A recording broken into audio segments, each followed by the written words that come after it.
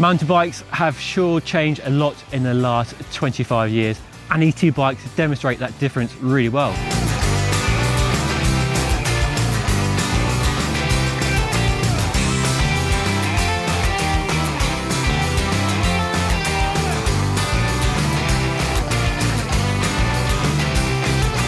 From 1996, my very own GT Zaskar, and a bike that really got me into mountain biking in a big way, and I've mostly rebuilt it during the lockdown.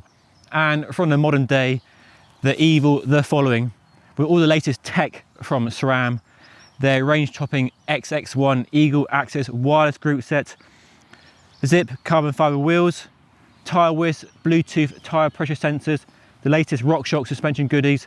So in this video, I'm going to review SRAM's latest products. I'm going to compare the differences between the two bikes and see what 25 years of evolution looks like, and also answer the question of whether all this latest tech that we have here really enhances or improves the enjoyment of mountain biking over what we had 25 years ago. Before I dive into my review of SRAM's latest tech goodies, let's go through some of the differences between the two bikes, because there are some massive differences between 1996 and 2021. So firstly, the wheel size, 26-inch wheels versus 29-inch wheels. Then we have an aluminium frame made in the USA, and here we have a full carbon frame and swing arm. And then the other big difference is suspension. Here we have the GT SL, which when it launched was the absolute pinnacle of suspension technology, but very basic, about 60 mil travel, elastomer damping, very crude, but at the time was, like I say, the absolute peak of suspension technology. And then we had the latest from RockShox on this bike, a pike on the front, a super deluxe shock on the back, delivering about 120, 130 mil travel, or in other words, twice the GT SL on that bike. Both air sprung, oil damped, loads of compression and rebound adjustment, so much more sophisticated than that very basic GT SL over there. Some other big differences as well: a very long stem and a very narrow handlebar versus a very short stem and a very wide handlebar. And then the other big difference are the brakes. So V brakes on this bike, which when they launched were a revelation compared to the rubbish cantilevers that preceded them. And now we have hydraulic disc brakes on this bike, 4-pot calipers, 200mm rotor on the front, 180 on the back, loads of power, loads of modulation, loads of pad life, reliability. So disc brakes were one of the big leaps forward in mountain bike technology back in the day.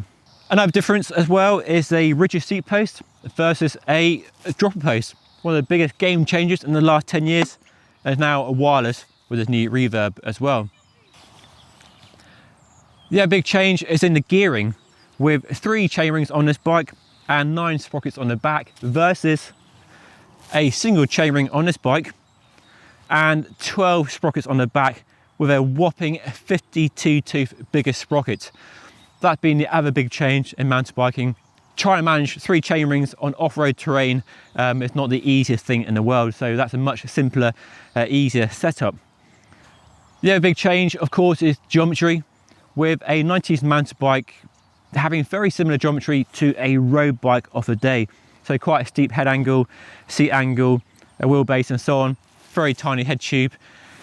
And then through much evolution, mountain bikes have got longer, they got lower, and they got slacker, all combined around short stem, wide handlebars, steeper seat angles, lots of other small changes, which together with the suspension and components make this bike so much more capable on the much more demanding trails that we now ride mountain bikes on. Compared to when this bike came out, there weren't trail centres.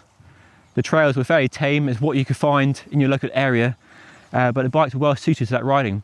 But as the riding styles evolved and the terrain was developed or explored to meet the growing appetite for mountain biking, so mountain bike geometry evolved to adapt to the changing riding styles. A few other small changes as well, but really important nonetheless. Tyre and rim technology. So we have very narrow, basically road alloy clincher rims here. And here we have very wide carbon fibre tubeless rims. And we have narrow tyres, and we have wide tyres with much more advanced and complex tread compounds designed to meet a wide range of riding styles. And tyre technology and tubeless in particular, like disc brakes, like one by, has been one of the biggest revolutions in the evolution of mountain biking. Riding off-road, the risk of a puncture is much, much higher. You can run lower pressure with tubeless, and you can see how narrow the rims are, even with quite a narrow 2.1 tyre compared to these 2.3, 2.4 inch tyres. So lots and lots of changes. But this bike back in the day was still a great bike to ride, a really fun bike. And for me, the Zaskar was the defining bike from the era, a bike you could do everything on. Cross country, downhill, trials, BMX, just messing around in the woods, one bike to do it all.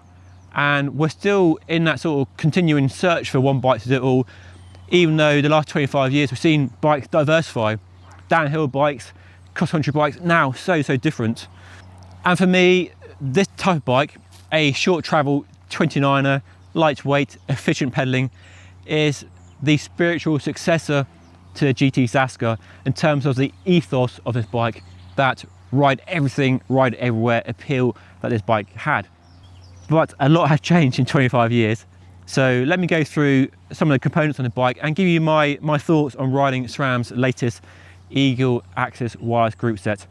And trying to answer that question at the end of the video: does all the tech enhance and improve the experience riding a mountain bike compared to 25 years ago?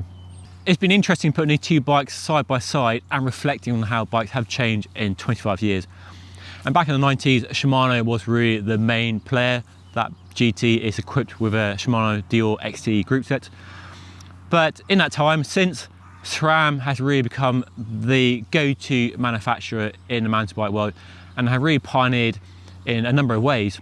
Firstly, one by, also big range cassettes, and now electronic wireless group sets. And this XX1 Eagle AXS group set is, apart from the high price, pretty faultless. To get all the range, I was never running out of gears with a 1052 on even my steepest climbs. The gaps are fine when you're riding off-road. The wire shifting is fast and precise, and it works in all situations. Even when it's all clagged with mud, you press a button and it changes gear. So just faultless really. Easy to set up, very reliable, not had to adjust it in any way, so it looks after itself. The only downside is you're charging the battery up, but the 25-hour runtime is pretty generous as well, so not really a big issue. Got the same battery on the Reverb as well, so if you did run out of one, you could swap them over, so not a problem. The big downside is the price. Looking at £670 for a rear mech, which does adjust the way you ride through rock gardens, I have to say. Even though it's not my bike, it did make me adjust my line choices in a few places, because the thought of smacking that on a rock, it doesn't bear thinking about. So maybe you need one of those old 90s guards over the rear mech just to be on the safe side, but wouldn't get any cool points at all. So group set's faultless really. I can't wait to see this technology trickle down to low price points, and that's something that SRAM has done in the past with Eagle, like GX and SX and NX, so it's only a matter of time. Brakes are faultless as well. I really like SRAM brakes. I do like the lever shape on a Shimano brake, but I like the reliability and the modulation and the power from a SRAM brake. 200 rotor on the front, 180 on the back, loads of stopping power, no issues at all. Nice adjustment on the lever as well, so you can tune it to how you like your brakes. The latest Reverb AXS dropper seat post neatly integrates into the bike as well. And with no hoses of route, it's a bike builder's dream. On the trail, the performance is very good, and the new rocker switch is easy to use. I did experience my saddle movement at full extension, however, which is a shame to see on such a pricey product. The latest RockShox suspension easily impresses with buttery smooth travel that keeps the tyres glued to the ground, with easy tuning and setup as well. Up front, the latest Pike Ultimate fork with the updated Charger 2.1 damper offers insane control in all trail conditions, with superb small bump sensitivity whilst easily coping with big successive impacts like drops and jumps. The 35mm stanchions, meanwhile, are plenty stiff enough to ensure the front wheel tracks precisely, with no unwanted flex at all. Sag markers aid initial setup, and there's ample tuning available, but even the factory settings give a stellar feel straight from the box. Out back, the Super Deluxe Ultimate Shock, a name which first appeared in the late 1990s. It's aimed at trail and enduro bikes, and like the Pike, delivers silky smooth suspension travel throughout its entire stroke. The way it both delivers this velvety smoothness over small bumps, yet easily handles medium to big impacts, is very impressive. It's also a breeze to set up with the factory settings, getting you to a really good starting point from which you can further tune. The handy sag markings also take the guesswork out of their setup. Zipp's funky looking 3.0 Moto wheels are so cool because they borrow a single wall, flat profile design common in the motorcycle world. This, along with the carbon fibre construction, has allowed the rim to be engineered to flex around the spoke bed to take the harshness out of riding rough trails. It really works too, with a sense of smoothness that is unmatched by other carbon wheel sets I've ridden. It also helps to push contact patch of the tyre better into the ground for more traction and enables more planted cornering. The other cool feature on this bike are the TyreWiz Bluetooth tyre pressure sensors, which are neatly integrated into the new carbon fibre Zipp wheels. Is it a solution looking for a problem? Well, yes and no, and it really depends on how much of a tyre pressure geek you are, which I'll admit I am. Because tyre pressure is so important to getting the best performance out of your bike. You have the best tyres in the world, the best suspension, but if your tyres are too hard or too soft, you'll have a rubbish ride. So getting the pressure perfect for your weight with kit to suit your trails, whether dry and rocky or wet and loamy and rooty, is really, really important. I have a small, fairly inexpensive digital pressure gauge which I use to check my tyre pressures are at the optimal level before every single ride. Compared to that, TyreWiz is a lot more complex, and a negative is a little bit slower to check your pressure before a ride, but you can do some really clever things which you can't do otherwise.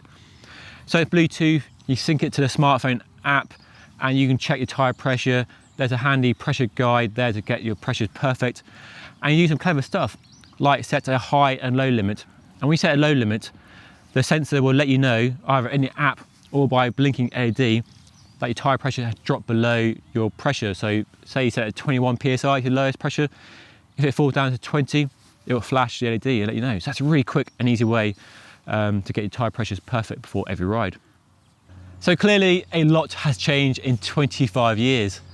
And if you ask my 16-year-old self when I bought this bike, that one day in the future I'll be riding a bike like this with wireless gears, Bluetooth sensors, and a seat post that goes up and down at the press of a wireless button, I might have laughed at you. And it is incredible to see how bikes have evolved and where they have changed in the 25 years. But to answer that first question, does all the tech really enhance and improve the enjoyment of mountain biking? Well, clearly yes, it's a much better bike. Riding a bike off-road is faster, it's more fun, it's more capable, it does everything better, it's also more reliable, easier to set up. Despite all the complexity of the wireless group set and the batteries to charge up, it's an easy bike to look after and works well on the trails I ride today and the sort of riding I do, which I think has progressed a bit from the 90s, well I like to think anyway. So clearly a better bike, but is it any more fun? Well, in a way, yes. All that suspension and amazing tyres let you ride the sort of trails that you wouldn't have ridden back then in the 90s. And it is amazing to think back at what I did ride on this bike because you didn't know any better. But I wouldn't like to ride some of the trails I ride this bike on this bike. So yes, I'm thankful for lots of the evolution we've had in 25 years to get to where we are now. But this bike was an amazing bike at the time, and that's why I've hung on to it, because it's my first proper mountain bike. I had a steel Diamondback before it, but the GT Zaskar really encapsulated the spirit of mountain biking in the 90s, and why I've kept it, and I've slowly been restoring it. It's not quite ready for riding, although it looks like it's ready to ride. As for SRAM's latest components, well, as you heard earlier, I can't really fault any of it really, apart from the price. And it's easy to think that components are more expensive and bikes are more expensive, and probably they are, to be honest. But back in the day, I never had a GD SL fork from RockShox. I couldn't afford one. They're really expensive when they first came out. I had a cheaper RST Moto Pro, which some of you might remember. I actually bought this during the lockdown to try and put a bike to the original build that I couldn't afford back in the 90s. So back in the 90s, mountain bikes and the latest technology was expensive back then. In the same way, it's expensive now. Comparing a bike like this to a bike like this, probably a bit unfair, but if you compare a entry-level or mid-range mountain bike to this, which was fairly kind of high-end at the time, an entry-level bike today is so much better spec. Better suspension, better frame, better gears, just better everything. And so you're buying a mountain bike today compared to 25 years ago, you'll have a better bike, even at the lower price range. So yes, bikes have changed a lot in the 25 years since this bike was launched and I bought it. And personally, I'm thankful for all the development and evolution of technology we have, because these bikes are so good. And what I find fascinating doing this video is to imagine what bikes in 25 years from now will look like. How much better can they get? What sort of technology will we have in 25 years? Because when this bike came out, I had no idea we had wireless gears, carbon rims. So what might we see in the next 25 years? A fascinating question for sure. If you have any thoughts, put them down in the comment section below. And hopefully, if I'm still mountain biking and still doing videos and YouTube's still a thing, in 25 years time, I'll do another follow-up to this video comparing a modern bike to this bike, if I still have it, and a bike like this. Let's see how they have really developed and evolved. Anyway, hopefully you enjoyed watching this video, and if you did, hit that like button down below, subscribe if you haven't already, follow me on Instagram and Twitter and Facebook, and I will see you all again next time. Thank you so much for watching.